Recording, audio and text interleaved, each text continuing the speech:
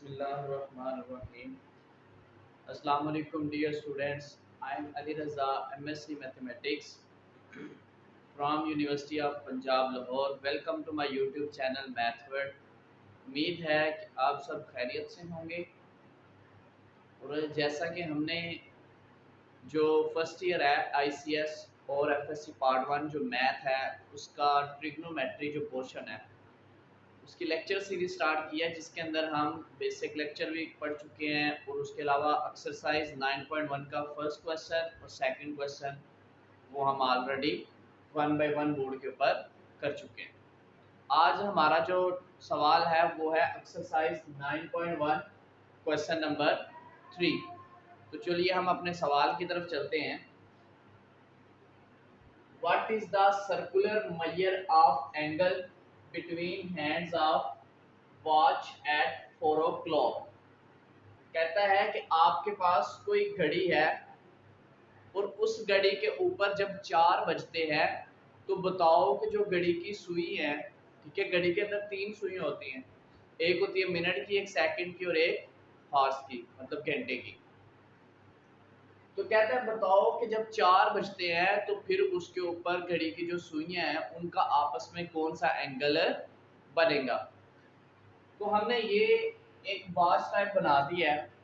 ये हमारा 12 है और ये हमारा 4 है, मतलब कि यहाँ पे और फिर ये कहता है आपके 4 बजेंगे तो एक सुई 4 पे होगी और एक 12 पे। ये कहता है जो एंगल है ये आपने फाइंड करके बताना है कि कितना है, कि जब आपकी घड़ी पे 4 बजे तो एक सुई 4 पे होगी, एक 12 पे। इस एंगल को हमने मेजर करना है। चलिए हम अपने सॉल्यूशन की तरफ चलते हैं। सबसे पहले अगर देखा जाए, अगर हम 12 से स्टार्ट करें, ऐसे इधर ऐसे आए तो जो एक रोटेशन होती है वो टोटल होती है 360 डिग्री के बराबर, और उसको अगर रेडियन में लिखा जाए तो वो 2 पाई रेडियन के बराबर होता है। मीन्स के जो 1 रोटेशन होती है वो किसके बराबर होती है, 2 पाई के। हम पहले 1 रोटेशन जो है उसके बोर्ड लिख लेते हैं, the circular measure of angle for 1 rotation. The circular major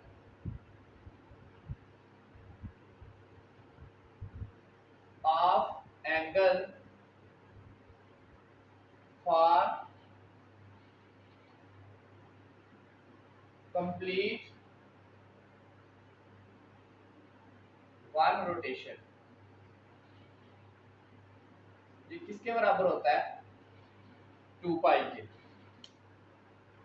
कि जब एक कंप्लीट रोटेशन होती है किसी भी सर्कल के अंदर, कि जिस पॉइंट से बॉडी चली है उसी पॉइंट पे आके जब एक कंप्लीट सर्कल होगा तो उसका जो एंगल होता है टोटल वो होता है 360 डिग्री एक रोटेशन का। मींस के 2 पाई, क्योंकि पाई जो होता है ये 180 डिग्री के बराबर होता है, तो 360 कितना हो गया, 2 पाई। तो ये हमने लिख दिया कि अगर हम एक कंप्लीट रोटेशन के लिए देखें तो हमारा एंगल क्या होता है, 2 पाई रेडियन। हमने मेजर किसके लिए करना है, 4 o'clock के लिए। तो हम लिखते हैं the circular measure of angle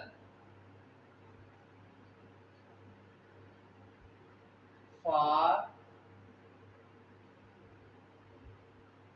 angle between hand watch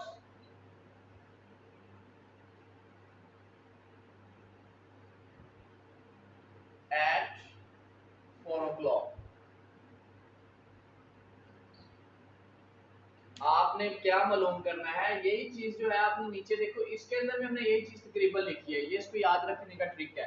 पहले एक कंप्लीट का आपका रोटेशन का बता दिया 2 पाई, फिर आपने बताया कि हमने फाइंड क्या करना है, measure of angle between hands of watch at 4 o'clock। तो आपने क्या करना है कि ये जो है आपका 2 पाई, इसको आपने लिखा 2 पाई मल्टीप्लाई मल्टीप्लाई। अब कहाँ पे करना है, 4 पे करना है ना, आ जाएगा 4 और दूसरी कहाँ पे 12 के, तो 4/12। अब आप इसको कैंसिल आउट कर लें, जो टर्म्स कैंसिल आउट होती हैं, 4 1 जा 4, 4 3 जा 12। मतलब आ गया 2 पाई मल्टीप्लाई 1/3। इसको मल्टीप्लाई करेंगे तो 2 पाई ओवर 3 हमारे पास आंसर आ जाएगा। सिंपल आपने इस क्वेश्चन में क्या किया कि कंप्लीट रोटेशन के लिए बताया।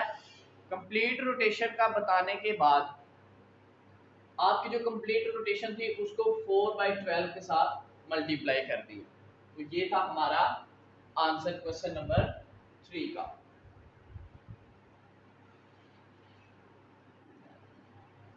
उसके बाद हमारा नेक्स्ट सवाल है जो क्वेश्चन नंबर 4। क्वेश्चन नंबर 4 के दो पार्ट हैं, ठीक है। इसके अंदर वो कहता है फाइंड थीटा इफ एल बराबर हो 1.5 सेंटीमीटर और आर इक्वल हो 2.5 सेंटीमीटर के। आपने एक फॉर्मूला पढ़ा था, वो फॉर्मूला ये था L is equal to r theta. ये फॉर्मूला हमने जो बेसिक लेक्चर पढ़ा था पहले दिन, उसके अंदर ये फॉर्मूला हमने पढ़ा था। ये हमारे पास फॉर्मूला है, तो देखा जाए तो हमारे पास थीटा हमने फाइंड करना है, एल और आर की वैल्यू गिवन है। इसके अंदर टोटल 3 यूज हो रही है टर्म्स, एल आर थीटा 3, जिसमें से हमें 2 गिवन है, तीसरी हमने फाइंड करनी है। तो हम सिंपली क्या लिखते हैं, as we know that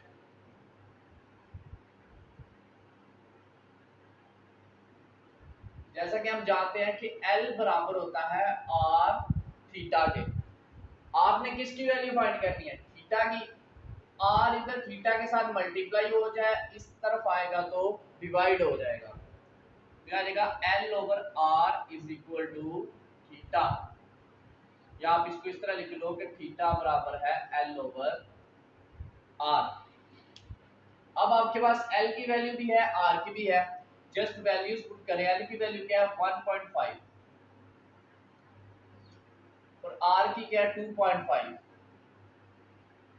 in जब दोनों को डिवाइड करेंगे तो हमारे पास थीटा का आंसर आ जाएगा 0.6 रेडियन। बिल्कुल इजी से सवाल है ये। आपने क्या किया कि फाइंड किया थीटा को फाइंड करना है, एल और आर की वैल्यू गिवन है, ये फॉर्मूला आपने पढ़ा था। आपने जस्ट फॉर्मूला लगाया, जिस टर्म को फाइंड करना था वो एक तरफ रखी और दूसरी को आप मल्टीप्लाई हो रही थी इधर जाकर डिवाइड हो गई, तो ये आपका आंसर आ गया। सेम इसी तरह ये सवाल, इसमें भी थीटा फाइंड करना है। एज वी नो एल बराबर होता है आर थीटा के। थीटा आपने फाइंड करना है, एल आर इधर मल्टीप्लाई हो रहा है, इधर जाके डिवाइड होगा, एल ओवर आर बराबर है थीटा के। उसी तरह लिख लो थीटा बराबर है एल ओवर आर। इसके अंदर वैल्यू पुट करो, एल की वैल्यू क्या है 3.2, आर की वैल्यू क्या है 2। इन दोनों को आप कैलकुलेटर से डिवाइड करें तो आपका आंसर आता है 1.6 रेडियन। ये थीटा का आंसर आ गया। तो ये था हमारा क्वेश्चन नंबर 4 एक्सरसाइज 9.1। तो उम्मीद है कि आप समझ गए होंगे। अगर फिर भी कोई कंफ्यूजन होती है तो आप कमेंट बॉक्स में या डिस्क्रिप्शन में व्हाट्सएप नंबर पे अपना सवाल पूछ सकते हैं, डिस्कस कर सकते हैं। चैनल को लाइक और सब्सक्राइब जरूर कीजिए ताकि मजीद आने वाले लेक्चर्स जो है आप लोगों तक इजीली पहुंच सके। इंशाल्लाह मिलते हैं नेक्स्ट लेक्चर में, तब तक के लिए खुदा हाफिज़। ये माने।